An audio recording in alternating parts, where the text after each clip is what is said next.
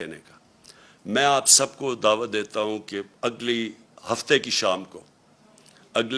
شام کو میں ایک بڑا پروٹیسٹ جلسہ کر رہا ہوں پریڈ گراؤنڈ میں، اور یہ ہوگا صرف پنڈی اور اسلام آباد سے میں لوگوں کو یہاں اکٹھا کر رہا ہوں۔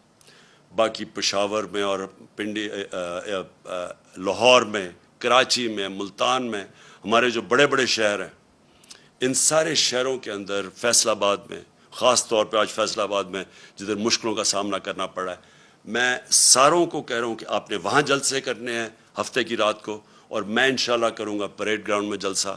میں چاہتا ہوں کہ بھرپور طریقے سے آپ شرکت کریں، اور پھر سے آپ شرکت کریں میرے لیے نہیں، اپنے لیے، اپنے ملک کے لیے، اپنے بچوں کے مستقبل کے لیے۔ میں اپنی قوم سے کہنا چاہتا ہوں کہ ہم اس وقت وہ فیصلہ کن وقت پہ کھڑے ہیں کہ یہ جو لوگ، یہ جو چور تھے جو 30 سال سے ملک میں پیسے چوری کر رہے ہیں، جو پہلے NRO 1 لے چکے تھے، اب آ کے یہ NRO 2 انہوں نے اپنے آپ کو دیا ہے۔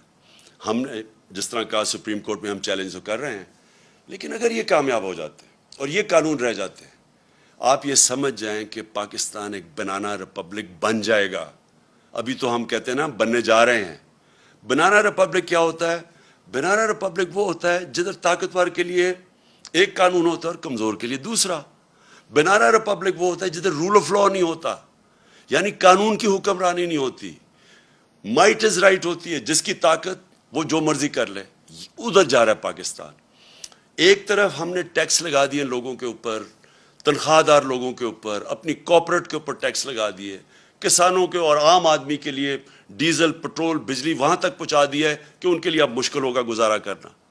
دوسری طرف جو سب سے بڑے طاقتور ڈاکو ہیں اس ملک میں، جنہوں نے 30 سال سے لوٹ رہے ہیں ملک کو، جن کے پاس اربوں روپے کی پراپرٹیز باہر ہیں، ان لوگوں کو 1100 ارب روپیہ معاف کر دیا ہے۔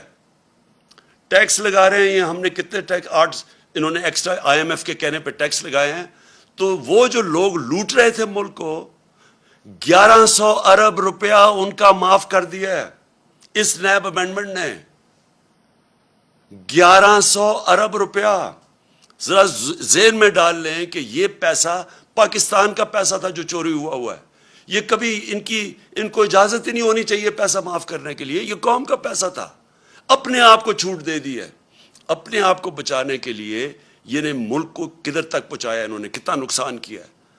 تو اس لیے ساری قوم کو، میں آج ساری قوم سے اپیل کر رہا ہوں، میں اپنے لیے نہیں کر رہا، میں آپ کے اور آپ کے مستقبل، آپ کے بچوں کی، آنے والی نسلوں کے مستقبل کے لیے کہہ رہا ہوں کہ یہ ہے ٹائم، ہم سارے پرامن احتجاج کریں اس کے خلاف۔ یہ ہمارا جمہوری حق ہے۔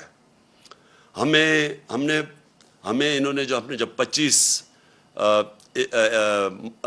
مئی کو جب ہم نے پرامن احتجاج کیا، تو جس قسم کے انہوں نے ہمارے اوپر تشدد کیا، یہ میں آپ کو یقین دلاتا ہوں کہ کسی جمہوریت گورنمنٹ میں پاکستان کی تاریخ میں ایسے نہیں ہوا۔ اور میں آپ کو جنرل مشرف کے مارشل لاء کو کہتا ہوں، میں نے 8 دن جیل میں گزارے تھے۔ میں نے اس دور میں اس طرح کا ظلم نہیں دیکھا جو انہوں نے اب کیا۔ اور ایسے انہوں نے ظلم کیا صرف ایک وجہ سے، کیونکہ ان کو پتہ یہ سارا ایک سازش کے ذریعے آئے ہیں، ناجائز ہیں، انہوں نے چوری چھپانے آنا تھا۔ ان کا صرف ایک اب حربہ رہ گیا کہ لوگوں کو خوف پھیلائیں، ڈنڈے کے زور سے لوگوں کو دبائیں تاکہ لوگ چپ کر کے بیٹھ جائیں، کہ خوف زدہ ہو جائیں لوگ کہ جی ہر جگہ، اور لوگوں کو ٹیلی فون آتے ہیں، کبھی صحافیوں کو ٹیلی فون آ جاتا ہے ان نون نمبر سے، کبھی سوشل میڈیا کے لوگوں کو اٹھا کے 2 دن جیل میں ڈال دیتے ہیں خوف پھیلانے کے لیے۔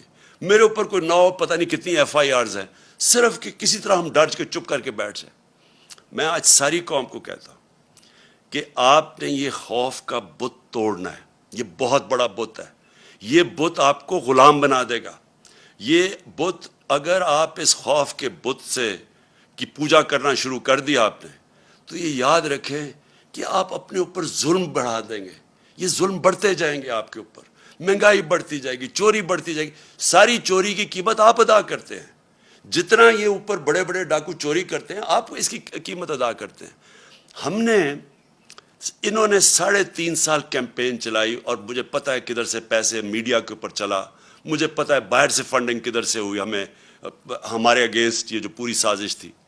آپ یہ دیکھیں کہ آخری 2 سال میں 17 سال میں جو سب سے زیادہ پاکستان کی 17 سال کے بعد، اس کے باوجود کہ بینکرپٹ ملا تھا، دیوالیہ نکلا ہوا تھا، اس کے باوجود کرونا ہوا تھا، اس کے باوجود آخری 2 سال میں 17 سال کے بعد سب سے زیادہ گروتھ ریٹ تھی ہماری، یعنی ڈیولپمنٹ تھی۔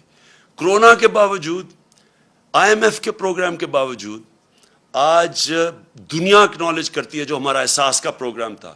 اسٹینفورڈ یونیورسٹی کی ریسرچ دیکھ لیں، انہوں نے اکنالج کیا کہ پاکستان ایک فلائی ریاست بننے کی طرف جا رہی تھی۔ یہ ہم نہیں کہہ رہے تھے، یہ باہر کی دنیا اکنالج کر رہی ہے۔ ہمارا جو کلائمیٹ چینج کا پروگرام تھا، دنیا اکنالج کر رہی تھی۔ 10 ڈیمز ہم نے پہلی دفعہ شروع کیا کہ پاکستان کے آگے مستقبل کا سوچا جائے۔ اس دور کے اندر، مشکل دور میں، آج آپ دیکھ لیں کہ ہمارا موازنہ کریں جو انہوں نے کیا کہ صرف 2 مہینے کے اندر۔ میں اپنی ساری قوم کو آج کہتا ہوں کہ یہ آپ کے اوپر خوف بھی پھیلائیں گے، میڈیا کے۔ میں تو آج سلام کرتا ہوں ان صحافیوں کو، میڈیا اینکرز کو، جن کے اوپر ایف آئی آرز کاٹی ہوئی ہیں، جن کو ٹیلی فون کر کر کے دھمکیاں دی جا رہی ہیں، میڈیا آنرز کو میں ان کو سلام کرتا ہوں، جو 2-3-4 میڈیا آنرز جو آج کھڑے ہوئے ہیں، اس کے باوجود کہ دھمکیاں ملتی ہیں، اس کے باوجود آج کھڑے ہیں اور حق اور سچ پہ کھڑے ہیں۔ میں آج اپنی ساری قوم کو کہنا چاہتا ہوں، آپ نے اس طرح کے لوگوں کے جتنے یہ آپ کو ڈرانے کی کوشش اور ظلم کرنے کی کوشش، اس سے نہ گھبرائیں۔ وقت آ گیا سٹینڈ لینے کا۔ میں آپ سب کو دعوت دیتا ہوں کہ اگلے ہفتے کی شام کو میں ایک بڑا پروٹیسٹ جلسہ کر رہا ہوں پریڈ گراؤنڈ میں، اور یہ ہوگا صرف پنڈی اور اسلام آباد سے میں لوگوں کو یہاں اکٹھا کر رہا ہوں۔ باقی پشاور میں اور پنڈی، لاہور میں، کراچی میں، ملتان میں، ہمارے جو بڑے بڑے شہر ہیں، ان سارے شہروں کے اندر، فیصل آباد میں خاص طور پہ، آج فیصل آباد میں جدھر مشکلوں کا سامنا کرنا پڑا ہے، میں ساروں کو کہہ رہا ہوں کہ آپ نے وہاں جلسے کرنے ہیں ہفتے کی رات کو، اور میں انشاءاللہ کروں گا پریڈ گراؤنڈ میں جلسہ۔ میں چاہتا ہوں کہ بھرپور طریقے سے آپ شرکت کریں، اور پھر سے آپ شرکت کریں، میرے لیے نہیں، اپنے لیے، اپنے ملک کے لیے، اپنے بچوں کے مستقبل کے لیے۔ پاکستان پائندہ باد۔